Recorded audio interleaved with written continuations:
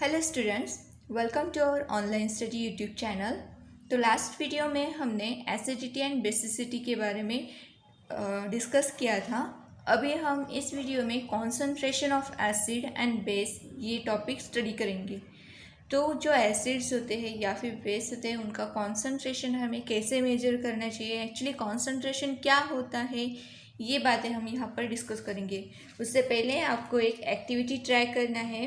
Try this.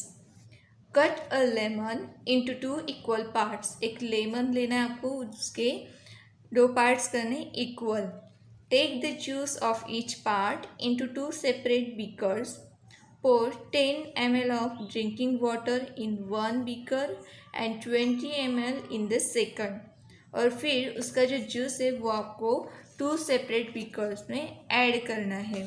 फिर उसके बाद आपको फर्स्ट बीकर में 10 ml ड्रिंकिंग वाटर ऐड करना है और जो सेकंड बीकर है उसमें 20 ml वाटर ऐड करना है। Stir the solutions in both the beakers and taste them. फिर उसके बाद उस सॉल्यूशन को आपको स्टर करना है। स्टर करने के बाद उसे टेस्ट कीजिए। Is there any difference in the taste of the solutions in 2 beakers? What is that difference? क्या आपको वहाँ पर उन दोनों सॉल्यूशंस में टेस्ट में कुछ डिफरेंस समझ में आता है? क्या डिफरेंस है वहाँ पर? In the above activity, the sour taste of the solutions is because of the solute, that is lemon juice in them। तो जो आपको डिफरेंस समझ में आ रहा है, वहाँ पर जो टेस्ट डिफरेंट लग रही है, जो ए बीकर है उसमें हमने 10 ml वाटर ऐड किया था तो वो थोड़ा सा ज़्यादा सोर टेस्टी लगेगा, मतलब थोड़ा सा खट्टा लगेगा। और जो बी वाला बीकर है, सेकंड बीकर, जिसमें हमने 20 ml वाटर ऐड किया था, वो थोड़ा सा कम सोर रहेगा एज़ कम्पेयर टू ए। तो ये जो डिफरेंस आपको लग रहा है टेस्ट में, ये किसकी वजह से है? लेमन जूस की वजह से है। तो लेमन जूस क्या है यहाँ पर? सॉल्यूट है। सॉल्यूट मतलब जो भी कोई पार्ट हम दूसरे सॉल्यूशन में ऐड कर, सॉल्वेंट में ऐड करते हैं उसे, और उससे जो सॉल्यूशन बनता है, तो ऐसे जो पार्ट होगा, minimum part of the solution is called as a solute. तो यहाँ पर लेमन जूस है, हमने एज ए सॉल्यूट यूज़ किया है। और जो क्वांटिटी है लेमन जूस की वो तो सेम है, दोनों सॉल्यूशंस में हमने क्या किया? Same quantity of lemon juice add किया। The quantity of a lemon juice is the same in both solutions. दोनों सॉल्यूशंस में हमने सेम लेमन जूस ऐड किए हैं। 8 देयर टेस्ट इज़ डिफरेंट। फिर इनकी टेस्ट कैसे क्या different I?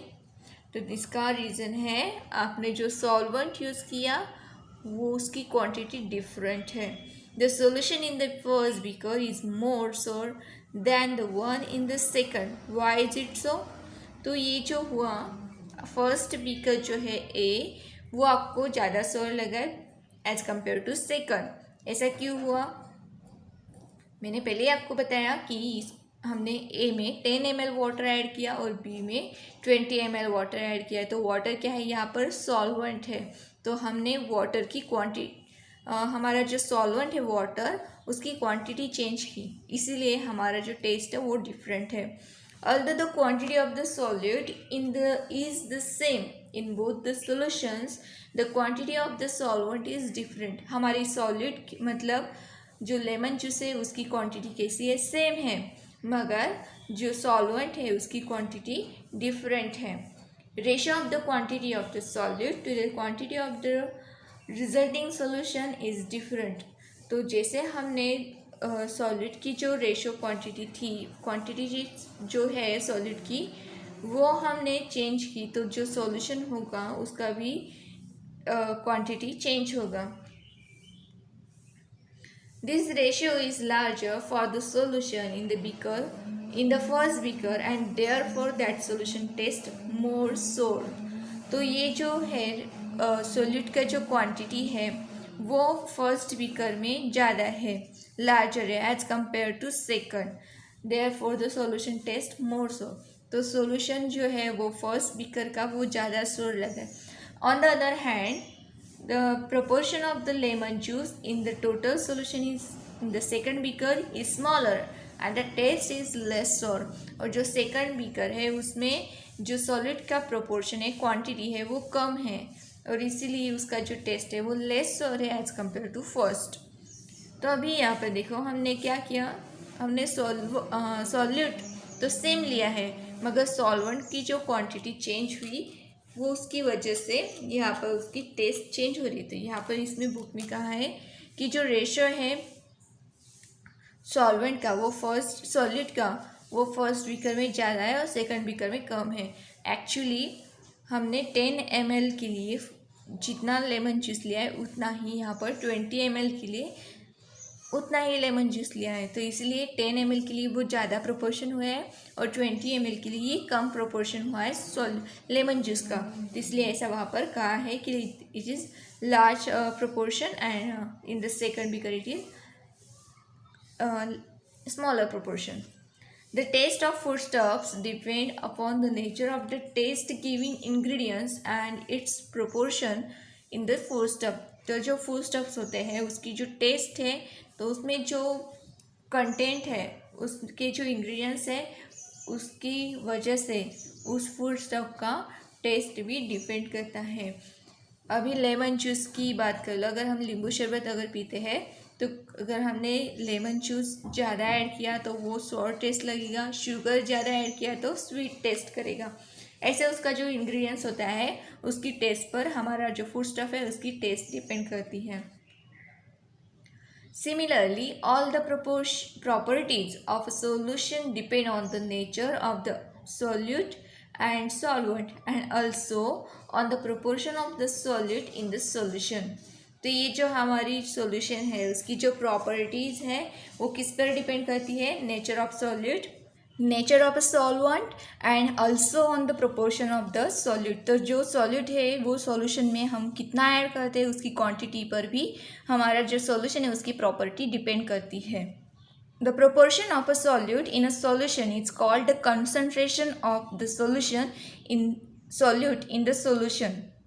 The proportion of a solute in a solution, जितना proportion हम solute का यूज करते हैं solution में उसे हम क्या कहते हैं, concentration of the solute in the solution। उसे हम उसका उस solute का concentration कहते हैं solution के लिए। When the concentration of solute in its solution is high, it is concentrated solution। जब solution में solute का concentration higher होता है तब हम उसे क्या कहते हैं, concentrated solution। While the solution is called a dilute solution when the concentration of the solute is low। जब solution में solute का concentration low होता है तब वैसे solution को हम क्या कहते हैं, dilute solution। ओके समझ में आपको concentrated solution and dilute solution क्या होता है। तो कॉन्सेंट्रेटेड सॉल्यूशन जो है उसमें सोल्यूट का कॉन्सेंट्रेशन हायर होता है एंड जो डाइल्यूट सॉल्यूशन होते हैं उनमें सोल्यूट का कॉन्सेंट्रेशन कम होता है। Several units are used to express the concentration of a solution. तो सॉल्यूशन का कॉन्सेंट्रेशन एक्सप्रेस करने के लिए बहुत सारी यूनिट्स यूज किए जाते हैं, उसमें से हम 2 अभी यहाँ पर स्टडी करेंगे। 2 of these units are use more frequently. उसमें से 2 यूनिट्स हैं वो बहुत ज़्यादा फ्रिक्वेंटली यूज होते हैं। The first unit is the mass of a solute in grams dissolve in 1 litre of the solution. तो फर्स्ट यूनिट क्या है कि जो सॉल्यूट है उसका जितना ग्राम डिजोल्व इन 1 लीटर में जितना ग्राम्स ऑफ सॉल्यूट यूज किया जाता है उसे हम एक यूनिट कहते हैं। जैसे कि यहाँ पर देखो ग्राम्स पर लीटर, या फिर हम उसे शॉर्टकट में भी लिखते हैं जी फॉर ग्राम, पर स्लैश लाइन को हम पर कहते हैं, पर एल फॉर लीटर, ग्राम पर litre. The second unit is the number of moles of the solute dissolve in 1 litre of the solution. तो जो सेकंड यूनिट कौन सा है हमारा कि कोई नंबर ऑफ मोल्स होते हैं सॉल्यूट के वो 1 लीटर में डिजॉल्व होने चाहिए। इस यूनिट को हम कहते हैं molarity. This is also called as the molarity, और मोलैरिटी को हम कैपिटल M से डिनोट करते हैं, molarity of the solution. The molarity of a solute is indicated by writing its molecular formula inside a square bracket. हम जो molarity होती है solute की वो अगर हमें इंडिकेट करनी है वो हम किससे डिनोट करते हैं, स्क्वायर ब्रैकेट से। स्क्वायर ब्रैकेट के अंदर हम मॉलिकुलर फार्मूला लिखते हैं। जैसे कि अभी देखो यहाँ पर for example NaCl in the square bracket is equals to 1 means the molarity of this solution in common salt is 1 molar. 1 molar, molar को हम कैपिटल M से डिनोट करते हैं। तो यहाँ पर जो सॉल्यूशन है उसमें 1 मोलर सॉल्ट ऐड किया है, मतलब 1 तो NaCl क्या है, कॉमन सॉल्ट है, तो उसे हम स्क्वायर ब्रैकेट में राइट डाउन करते हैं। और एक बात मैं आपको बता दूं कि ये जो यहाँ पर बताया आपको molarity of a solute is indicated by writing it's formula, molecular formula inside a square bracket. तो जो स्क्वायर ब्रैकेट होता है ना वो कॉन्सेंट्रेशन को डिनोट करता है। ये बात हमेशा याद रखो कि जब भी आप केमिस्ट्री में जब भी आप कोई भी कंपाउंड अगर राइट डाउन करते हो और वो अगर स्क्वायर ब्रैकेट में दिया है तो उसका मतलब होता है कि, और आगे कोई नंबर दिया है, कोई न्यूमेरल दिया है आपको, तो इसका मीनिंग वो होता है कि उस सब्सटेंस का, उस कंपाउंड का वो कॉन्सेंट्रेशन वहाँ पर गिवन है।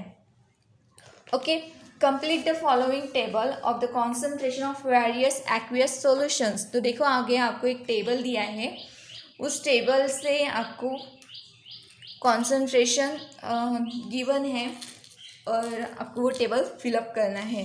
तो चलो हम वो टेबल फिलअप करते हैं। ये मैंने पेज पर उसे बना दिया ताकि मैं आपको उसके और कॉन्सेप्ट समझा सकूं। तो देखो टेबल में क्या है, फर्स्ट 4 बॉक्स दिए ऊपर सॉलिड है, सॉलिड में आपके ABC पार्ट है, क्वांटिटी ऑफ अ सॉलिड तो उसमें D E is equals to D/C ऐसे आपको गिवन है। और नेक्स्ट जो है वॉल्यूम ऑफ अ सॉल्यूशन, आपको जो सॉल्यूशन है उसका कितना वॉल्यूम चाहिए वो यहाँ पर गिवन है। नेक्स्ट है कॉन्सेंट्रेशन ऑफ द सॉल्यूशन, यहाँ पर आपको उस सॉल्यूशन का कॉन्सेंट्रेशन दिया है, उसके जो यूनिट्स है वो हमें यहाँ पर गिवन है और हमें वो यूनिट्स कैलकुलेट करना है। चलो स्टार्ट करते हैं। फर्स्ट ए क्या है, नेम, यहाँ पर आपको नेम राइट डाउन करना है। बी में आपको मॉलिकुलर फार्मूला गिवन है। सी में मॉलिकुलर मास यूनिट में राइट डाउन करना है। नेक्स्ट क्वांटिटी ऑफ सॉल्यूट, जो सॉल्यूट है उसकी आपको कितनी क्वांटिटी लेनी है वो यहाँ पर गिवन है। तो डी में आपको ग्राम में उस सॉल्यूट की क्वांटिटी मेजर करनी है। और ई में जो दिया है वो मोल है, मोल में आपको उस सॉल्यूट की क्वांटिटी मेजर करनी है। ओके, तो मतलब यहाँ पर देखो आप समझ सकते हो ग्राम एंड मोल हम ये 2 यूनिट यूज़ करते हैं क्वांटिटी ऑफ अ सॉल्यूट के लिए। नेक्स्ट है वॉल्यूम ऑफ अ सॉल्यूशन, जो भी सॉल्यूशन दिया है उसका कितना वॉल्यूम आपको बनाना है, तो वॉल्यूम का यूनिट होता है लीटर, जैसे 1 लीटर 2 लीटर ये वॉल्यूम है यहाँ पर। और यहाँ पर देख सकते हो कॉन्सेंट्रेशन ऑफ सॉल्यूशन, तो ये जो सॉल्यूशन बनेगा आपको इतना लीटर का तो वो कितना कॉन्सेंट्रेटेड होगा, कितना क्या कॉन्सेंट्रेशन है उसका, ये यहाँ पर हमें कैलकुलेट करना है। चलो स्टार्ट करते हैं। फर्स्ट वहाँ पर हमें सॉल्व करके दिया है, जैसे कि NaCl का नेम है सोडियम क्लोराइड, उसका मॉलिकुलर मास है 58.5 unit, U for unit. Next D में दिया है ग्राम, तो ये जो यहाँ पर सॉलिड दिया है NaCl तो कितना लिया है 117 ग्राम, या फिर मोल में अगर हम बात करें तो D/C मतलब जो ग्राम है, ग्राम को अगर हम मॉलिकुलर मास से डिवाइड करते हैं तो जो आंसर आएगा वो होगा उसका मोल। न मोल क्या होता है, it is a unit of measurement of amount of a substance. तो कोई भी सॉल्यूशन बनाने के लिए उस सॉल्यूट का कितना अमाउंट हमें लेना है उस सब्सटेंस का, ये मेजर करने के लिए हम मोल ये यूनिट यूज़ करते हैं। तो यहाँ पर अगर हम 117 ग्राम्स को 58.5 यूनिट से डिवाइड करते हैं तो आंसर आता है आपका 2, और जिसका यूनिट है मोल। 2 मोल इतना क्वांटिटी ऑफ सॉल्यूट हम यूज़ करेंगे। क्यों लेंगे, तो हमें 2 लीटर सॉल्यूशन बनाना है इसलिए, ठीक है।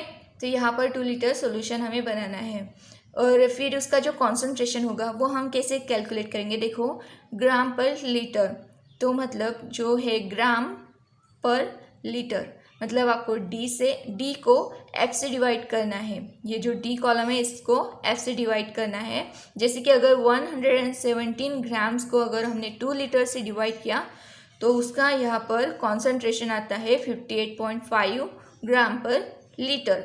ओके, नेक्स्ट है एच, मोलैरिटी। और मोलैरिटी को हम एम से डिनोट करते हैं, या फिर सेकंड यूनिट है उसका मोल पर लीटर। तो यहाँ पर देखो मोल पर लीटर, मतलब हमें ई कॉलम को एफ से डिवाइड करना है। जैसे अभी हम 2 मोल डिवाइडेड बाय 2 लीटर करेंगे तो उसका आंसर आएगा 1, मतलब हमारा जो सॉल्यूशन है वो 1 मोलर का है। ठीक है, समझ में आपको? फिर से एक बार बताती हूँ, समझाती हूँ, देखो ध्यान से। हमारे पास सोडियम क्लोराइड है जिसका मॉलिक्यूलर फॉर्मूला है NaCl, मॉलिक्यूलर मास है 58.5 यूनिट्स।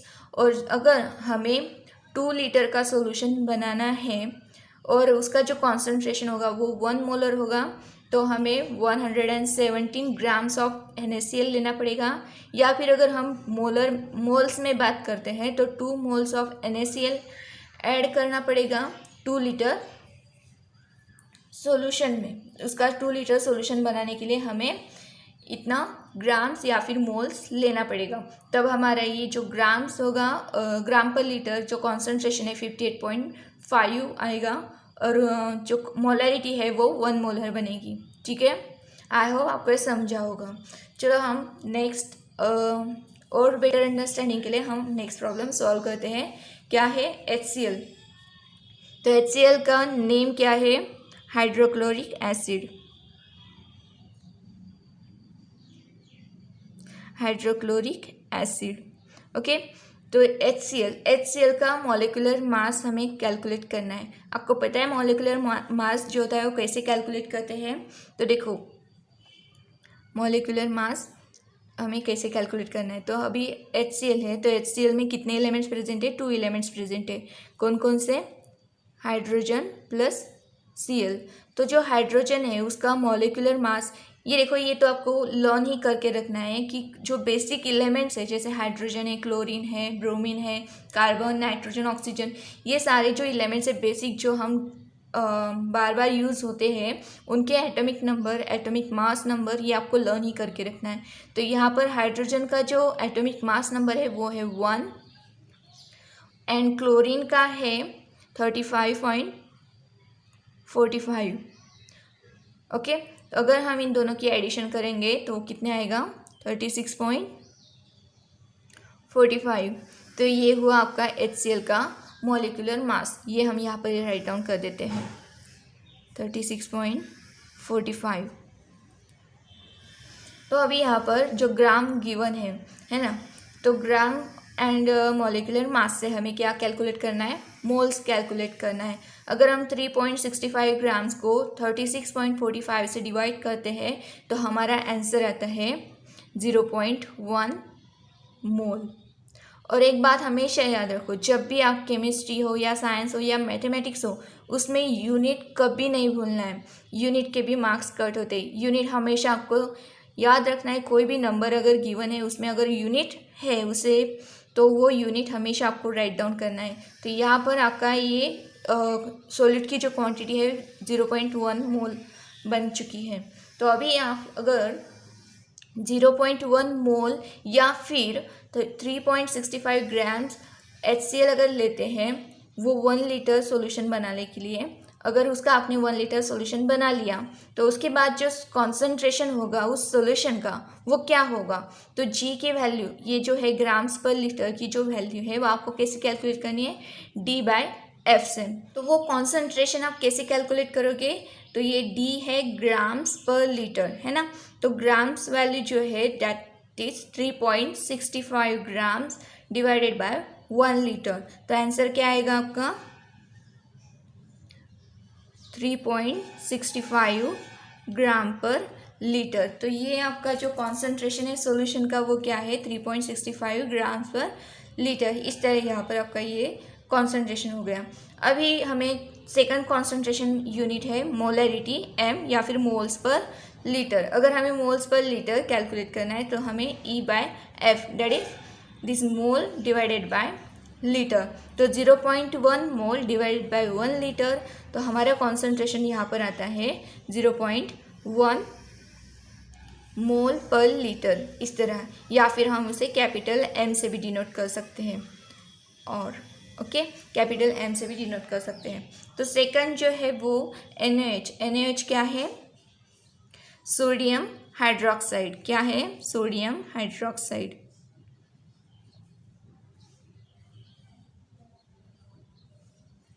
ओके तो ये जो सोडियम हाइड्रोक्साइड है उसका जो मॉलिक्यूलर मास आएगा वो कैसे आएगा? NaOH इज इक्वल्स टू, ये हमें कैसे मिला है? Na+OH से। तो यहाँ पर Na का जो मॉलिक्यूलर वेट होता है वो क्या है? 23 + OH। तो यहाँ पर OH का तो नहीं, तो हम कैसे लिखेंगे? ऑक्सीजन का अलग से लिखेंगे और हाइड्रोजन का अलग से लिखेंगे। तो ऑक्सीजन का है हमारा 16 और हाइड्रोजन का है 1। तो आंसर क्या आएगा आपका? टोटल आंसर है आपका 40। ठीक है, तो NaOH का जो मॉलिक्यूलर मास है वो है 40। तो इससे आपको D कैलकुलेट करना है। तो D जो है वो कैसे कैलकुलेट करोगे? तो यहाँ पर देखो E गिवन है हमें, तो E का फॉर्मूला है D/C। तो D/C अगर गिवन है, सॉरी हाँ, ये जो इसकी वैल्यू है हमें गिवन है, E की वैल्यू है 1.5 एंड C की वैल्यू है 40। अगर हम 1.5 को 40 से मल्टीप्लाई करेंगे, यहाँ पर आएगा आपका 1.5 को अगर हम 40 से मल्टीप्लाई करेंगे तो हमें D की वैल्यू मिलेगी, है ना। तो ये आपका जो यहाँ पर आंसर आता है 60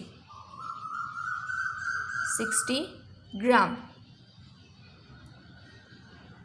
60 ग्राम। ओके तो यहाँ पर अगर हम NaOH का 60 ग्राम सॉलिड अगर लेते हैं तो उससे हमें 2 लीटर इतना सॉल्यूशन हमने उससे बनाया, तो उसका जो कॉन्सेंट्रेशन होगा वो क्या होगा वो देखते हैं। तो G जो है ग्राम्स पर लीटर, वो कैसे कैलकुलेट करेंगे हम? Grams divided by litre. 60 divided by 2 30। तो यहाँ पर आपका यूनिट आया ग्राम पर लीटर, 30 ग्राम पर लीटर। ये उसका कॉन्सेंट्रेशन है सॉल्यूशन का, NaOH का। और अगर हम मोलैरिटी में कैलकुलेट करना है तो कैसे कैलकुलेट करेंगे हम? यूनिट क्या है इसका? मोल पर लीटर। तो ये है हमारे यहाँ पर मोल, 1.5 मोल डिवाइडेड बाय 2। तो इसका आंसर क्या है आपका? 0.75 मोलर। तो इस तरह यहाँ पर ये सॉल्यूशन जो है आपका, जिसमें आपने 60 ग्राम सोडियम हाइड्रोक्साइड लिया था, जिससे आपने 2 लीटर सॉल्यूशन बनाया और उसका कॉन्सेंट्रेशन आपको मिला है 0.75 मोलर और 30 ग्राम पर लीटर। ओके, आई होप आपको ये वीडियो अच्छे से समझ में आया होगा। अगर हाँ तो इसे लाइक कीजिए और अपने दोस्तों के साथ शेयर कीजिए और चैनल को सब्सक्राइब करना मत भूलिए। Thank you so much for watching this video.